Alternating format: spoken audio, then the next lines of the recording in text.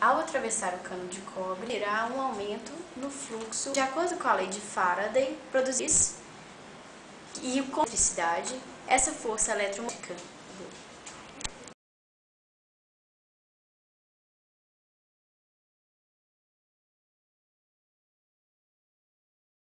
Essa corrente produzirá um campo magnético que, de acordo com a lei de Lenz, tem que ter o sentido oposto ao do fluxo que lhe deu origem. Como o fluxo magnético está aumentando, o campo magnético criado dentro do tubo deve ter um sentido oposto ao do ímã, para diminuir o aumento desse fluxo. Assim, haverá uma força de repulsão contrária ao movimento do ímã, que aumentará o seu tempo de queda. Dessa forma, uma força eletromotriz também é induzida pelo ímã no cano de plástico. No entanto, o tubo de plástico, por ser um isolante, não haverá a formação de uma corrente elétrica e nem de um campo elétrico sobre o ímã. Com isso, o tempo de queda do ímã no tubo de plástico será menor do que o tempo de queda do ímã no tubo de cobre. Construindo um circuito ferromagnético com uma bobina ao seu redor de uma lâmpada, a gente verifica que, quando se aproxima o ímã rapidamente da bobina, a lâmpada acende, e quando se afasta rapidamente, ela também acende. Porém, se mantermos o ímã parado diante da bobina, não há observação de corrente. Analisarmos esse experimento, semelhante ao realizado por Faraday, quem ao invés de utilizar uma lâmpada, utilizou o amperímetro, observamos que o número de linhas de indução magnética que penetram na bobina se altera quando o ímã se movimenta em relação a ela. Quando o ímã se aproxima da bobina, o número de linhas aumenta e quando a afasta, ele diminui. Se o ímã mantém parado diante da bobina, não há alteração no número de linhas. Podemos concluir que um campo magnético produzirá uma corrente elétrica em uma bobina, por exemplo, desde que o número de linhas de indução magnética que através do circuito varia com o tempo. A lei de indução de Faraday diz que toda vez que um fluxo magnético externo que atravessa um circuito fechado variar no decorrer do tempo, surgirá no circuito uma força eletromotriz induzida e, portanto, uma corrente elétrica induzida.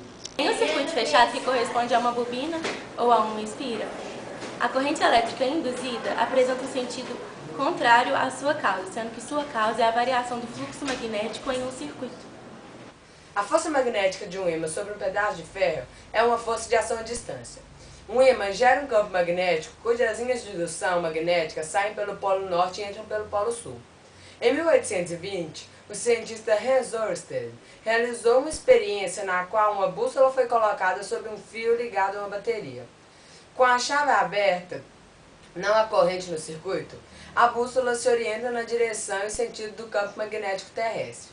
Fechando-se a chave, observa-se que a agulha da bússola gira, tentando se alinhar a uma direção diagonal ao fio. Ørsted concluiu que para que a bússola mude sua orientação, a corrente elétrica deve criar um campo magnético em torno do fio. Conclusão: a corrente elétrica, carga elétrica em movimento, que passa pelo fio, gera um campo magnético ortogonal a essa corrente. O motor elétrico simples funciona com o mecanismo de eletromagnetismo, isso é, ele passa a funcionar a partir do momento em que cedemos eletricidade. Ao cedermos eletricidade, a bobina de cobre fica eletrizada, e devido às várias voltas contidas nela, a eletricidade acaba gerando uma deformação do campo elétrico. Ao deformar-se um campo elétrico, criamos um campo magnético. A bobina então vira um ímã. Um dos polos da bobina é atraído pelo ímã fixo, o que faz com que ela rode. Como a bobina possui somente uma das pontas raspadas, ao rodar ela perde contato e deixa de ser um ímã. Porém, pela inércia, ela continua rodando. E ao continuar rodando, ela pega contato novamente e acaba virando um ímã, fazendo com que ela rode. Esse ciclo faz com que a bobina vire um motor. A lei de Lenz estabelece uma relação de sentido entre os campos magnéticos presentes no fenômeno de indução eletromagnética. O campo magnético externo, produzido, por exemplo, pelo ímã, e o campo magnético induzido, produzido pela própria corrente induzida.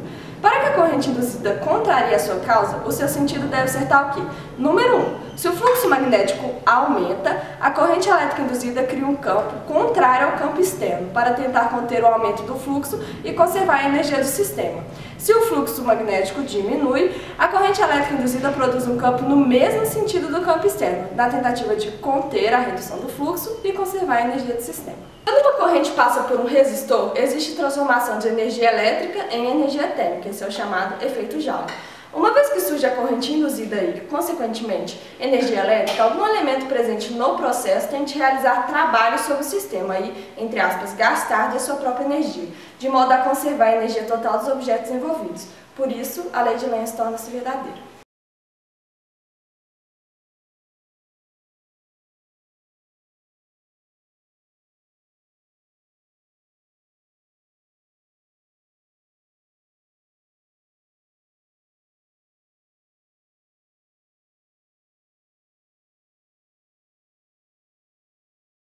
Aqui objetos ferromagnéticos e uma bobina que inicialmente não apresenta nenhum comportamento magnético, como podemos observar.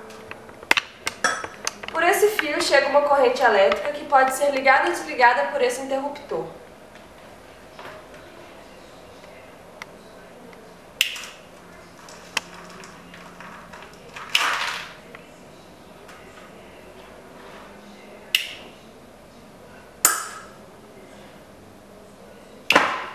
Com esse experimento, provamos que a chegada da corrente elétrica na bobina pode criar um fluxo magnético.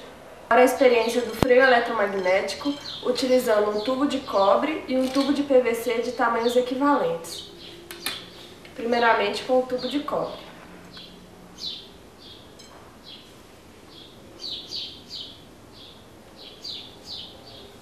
Agora com o tubo de PVC. Novamente com o tubo de cobre.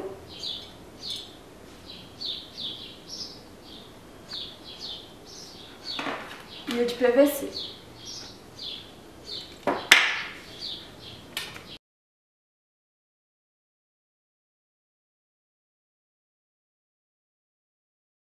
Temos aqui um ímã e uma bobina conectada a uma lâmpada. Pretendemos com esse experimento provar que a variação no fluxo magnético induz a formação de uma corrente elétrica que irá acender a lâmpada.